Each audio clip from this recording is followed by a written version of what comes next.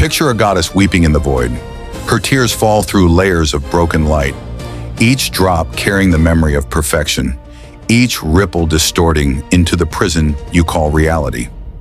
The architect who caught those tears did not understand their origin. He thought himself supreme, the first, the only. From divine sorrow, he built walls of matter and time, declaring himself God over a realm that was never meant to exist.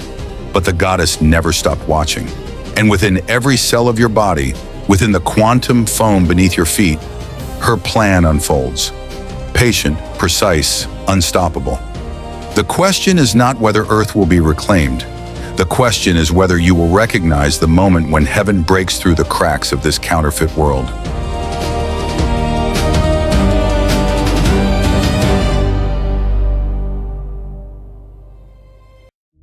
In the shadowed libraries of ancient Alexandria, before flames consumed the wisdom of ages, Gnostic scribes preserved a revolutionary cosmology that would be suppressed for nearly 2 millennia.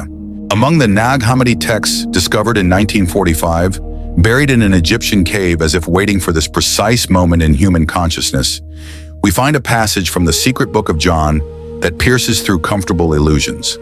The Sophia, she who is called Pistis, wanted to create something alone without her consort, and what she created was not like her.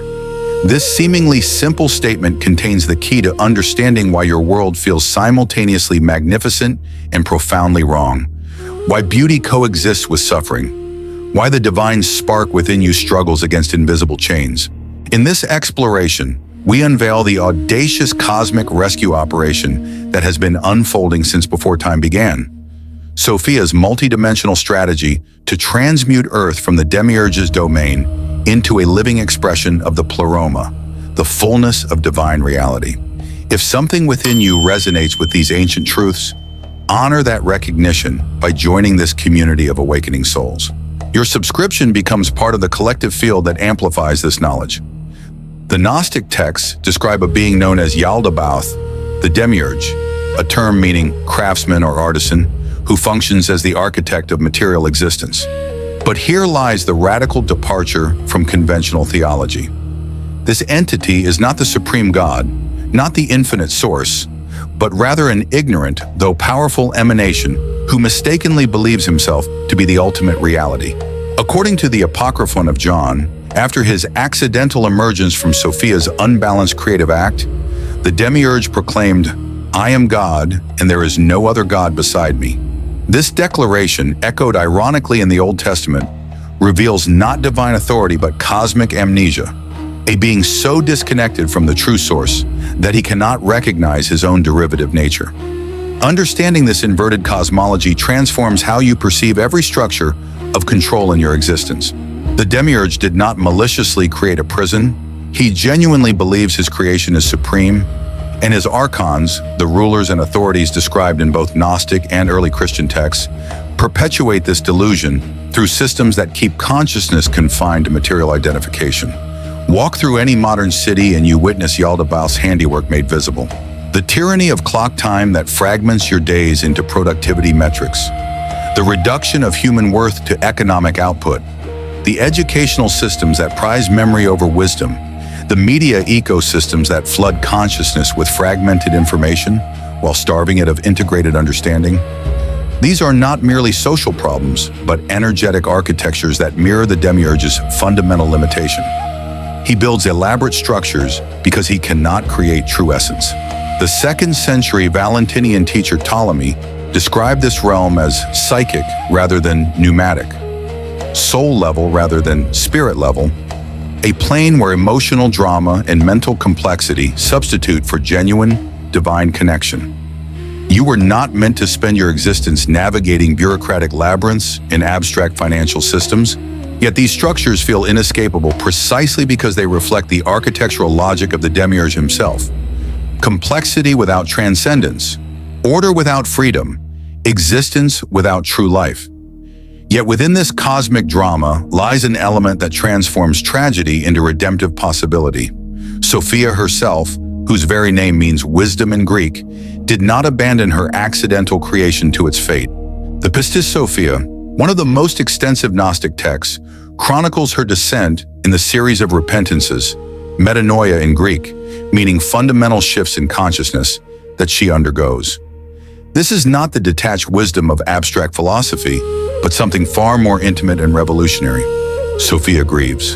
In the Gnostic imagination, she is the divine feminine principle who dared to create without her masculine counterpart, whose passion and boldness led to an unbalanced emanation, and who then takes responsibility not through punishment, but through persistent, loving engagement with the consequences. Her lament echoes through every moment when you sense that life should be more than survival, more than competition, more than the acquisition of temporary pleasures to distract from existential emptiness. The Secret Book of John describes how Sophia, after witnessing what had emerged from her unbalanced act, immediately sought to correct the error by instilling something the Demiurge himself did not possess: the divine spark, the pneuma, the breath of true life. According to these ancient texts, when the Demiurge and his archons fashioned the human form, they could create only a psychic being, animated but not truly conscious. Sophia, in an act of cosmic subversion, breathed into this form the light stolen from her during her descent, planting within the Demiurge's creation a seed that did not belong to his realm. This is why you experience the fundamental tension of human existence. You are simultaneously of this world and alien to it, simultaneously bound by material laws and capable of recognizing their insufficiency. Every moment of authentic wonder, every ethical choice made against self-interest, every recognition of beauty that transcends survival value, every question that refuses convenient answers. These are Sophia's spark activating within you, remembering its origin. The invisible contracts, breaking ancestral patterns and soul agreements. This codex reveals how invisible contracts, formed through lineage, trauma, loyalty, and devotion, govern relationships, identity, and emotional life, and how recognition becomes the first act of liberation. In the Hidden Codex Library, you gain immediate access to free sacred content, carefully selected especially for you. And if you feel the call to go deeper, subscribers to this channel receive an exclusive 50% discount. Do not ignore the call. Join our community and enter the best platform for Gnostic knowledge on the internet. Link in the description and pinned comment. But how does one navigate liberation when the prison is existence itself? This is where Sophia's strategy reveals its sophistication. Unlike revolutionary movements that seek to overthrow external oppressors, the Sophiaic path recognizes that the Demiurge's power is fundamentally parasitic. He rules only as long as consciousness identifies exclusively with his realm. The key lies in gnosis, a term inadequately translated as knowledge, but more accurately understood as direct, experiential recognition of one's true nature and origin. The Gospel of Truth, attributed to the Valentinian school, states, "Ignorance of the Father brought about terror and fear, and terror became dense like a fog, so that no one was able to see." Gnosis, then, is not accumulating information about the divine, but rather the sudden, often shocking recognition that what you thought was reality is merely a subset of something infinitely vaster. Consider how this differs from conventional religious salvation narratives. In most traditions, humans are flawed and must be saved by an external deity through proper belief, ritual, or moral behavior. But Gnostic Christianity, as preserved in texts like the Gospel of Philip, suggests something more radical. Those who say they will die first and then rise are in error. If they do not first receive the resurrection while they live, when they die, they will receive nothing. Resurrection, in this framework, is not a future event, but a present awakening. The resurrection of consciousness from its identification with the mortal, limited self into recognition of its eternal, divine nature. This is Sophia's primary gift to humanity. Not rescue from outside, but remembrance from within. She does not save you from the world, but awakens you within it, transforming your relationship to matter itself. This path finds unexpected parallels in Buddhist teachings about Maya, the illusory nature of conditioned reality, and in Hindu Advaita Vedanta's recognition that Atman, the individual soul, is ultimately identical with Brahman, the infinite consciousness. The medieval Christian mystic Meister Eckhart, walking dangerously close to heresy, proclaimed that once The eye through which I see God is the same eye through which God sees me. Such statements resonate with the Gnostic recognition that the spark within you is not merely from the divine, but is of the divine, separated by ignorance, not by essence. When Sophia's wisdom activates, you begin to perceive the Demiurge's structures not as ultimate reality, but as one layer of a multi-dimensional existence, as real as a dream is real while you dream it, but not ultimately binding once consciousness shifts. The practical implications of this recognition ripple through every dimension of existence, where the Demiurge's realm operates through external control, laws enforced by punishment, morality maintained by guilt, community organized through exclusion. Sophia's wisdom emerges from internal alignment. You begin making choices not because authority demands them or because consequences compel them, but because your awakened consciousness naturally moves toward beauty, truth, and compassionate action. The Testimony of Truth, another Nag Hammadi text, criticizes those who follow rules without understanding, suggesting that authentic spiritual life transcends mere obedience to commandments. This is not moral relativism, but its opposite, the recognition that true ethics flow from connection to the divine source rather than fear of the Demiurge's judgment. Yet Sophia's plan contains an element that would seem paradoxical to those seeking escape from materiality. She does not simply extract the divine sparks from the Demiurge's creation and return them to the Pleroma. Instead, her ultimate vision involves the transfiguration of Earth itself, the transformation of dense matter into a realm where divine light can manifest fully. The alchemical traditions, particularly as preserved in texts like the Emerald Tablet attributed to Hermes Trismegistus, speak of this process as the great work. That which is below is like that which is above, and that which is above is like that which is below, to accomplish the miracles of the one thing. Alchemy, understood esoterically, describes not the transformation of lead into gold, but the spiritualization of matter, the infusion of the Pleroma's qualities into the very fabric of physical existence. This is where Sophia's strategy becomes not a rescue operation, but a cosmic artistic project. The Demiurge built with matter because he knew nothing else. Sophia works with matter because she recognizes its potential for transformation. Every act of genuine creativity, every moment when beauty emerges from brokenness, every community that organizes around love rather than fear, these become focal points where heaven touches earth, where the membrane between realms grows thin. The mystic Pierre Teilhard de Chardin, though writing from a Christian rather than explicitly Gnostic framework, described matter itself as evolving toward higher consciousness, what he called the omega point, a convergence where spirit and matter unite. Whether you frame this in Gnostic, Christian, or scientific language, the underlying recognition remains. Earth is not a prison to escape, but a chrysalis for transformation. Look at the movements emerging in your time. The shift from hierarchical power structures to networked collaboration, the recognition of Earth's living intelligence through ecological awareness, the democratization of ancient wisdom previously guarded by institutional gatekeepers, the technologies that enable instant global connection, yet paradoxically drive hunger for authentic, face-to-face communion. These are not random social trends, but symptoms of a deeper energetic shift. Sophia's plan unfolding through millions of awakening individuals who may not use her name, but embody her wisdom.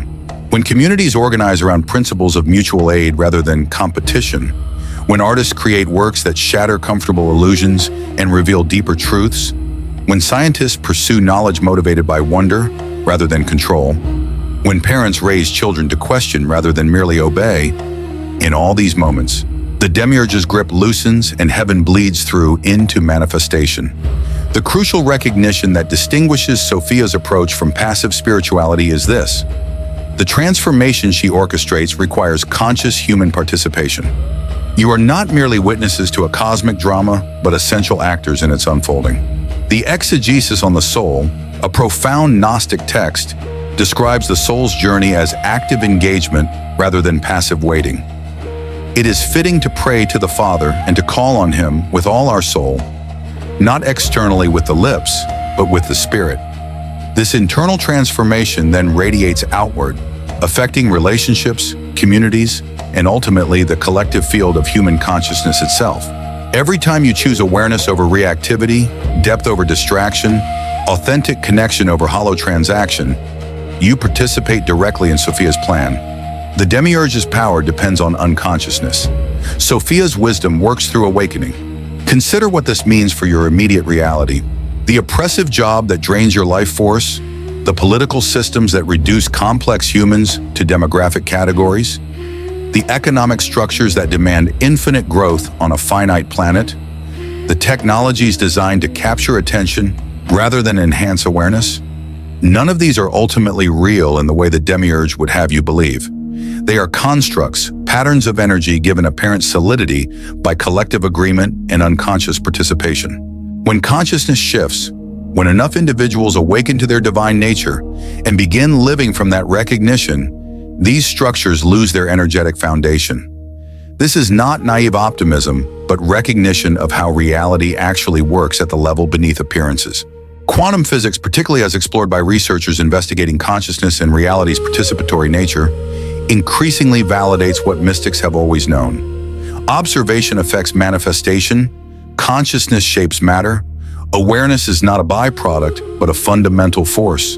The heaven that Sophia seeks to manifest on earth is not some future reward or distant paradise, but the natural state of existence when consciousness operates from its true nature. Imagine communities where decisions arise from collective wisdom rather than political maneuvering, where resources flow according to genuine need rather than artificial scarcity, where children grow in environments that nurture their divine spark rather than condition them for compliance, where creativity flourishes not as entertainment, but as sacred practice, where technology serves consciousness rather than replacing it. This is not utopian fantasy, but the organic result of aligning human systems with the principles that govern the Pleroma.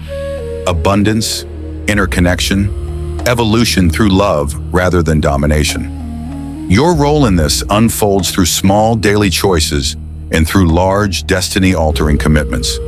It manifests when you refuse to participate in systems that demand you betray your integrity.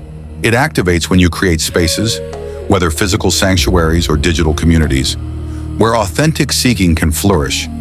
It intensifies when you share wisdom, not to proselytize, but to offer tools for others' awakening.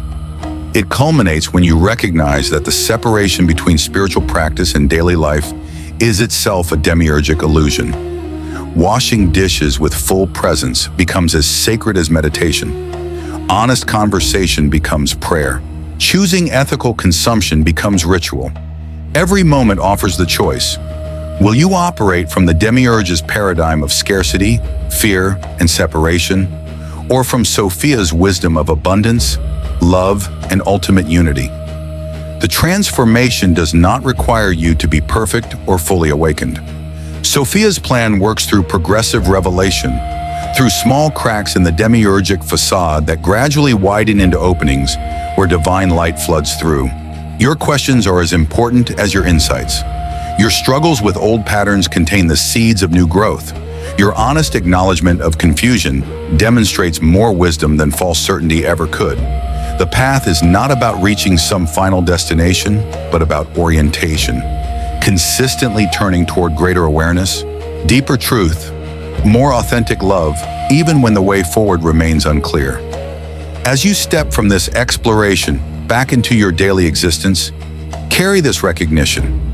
You are not merely living in a world awaiting transformation. You are the agent of that transformation. Every moment you choose awareness over automation, love over fear, truth over comfort, you participate in Sophia's cosmic rescue operation. The heaven she seeks to manifest does not descend from above, but emerges from within, from the divine spark she planted in you, waiting since the beginning of time for this precise moment of awakening. The Demiurge's grip loosens, not through violent revolution, but through millions of quiet awakenings, through consciousness recognizing itself, through matter remembering its divine potential. The question is not whether Earth will be reclaimed, but whether you will answer the call to participate in its transfiguration. The goddess who wept in the void is weeping no longer. She is watching, she is guiding, she is waiting for you to remember who you truly are and what you came here to accomplish. Heaven does not come to earth. Heaven emerges through earth, through you, through every choice made in alignment with the wisdom that has been calling your name since before you had a name to call.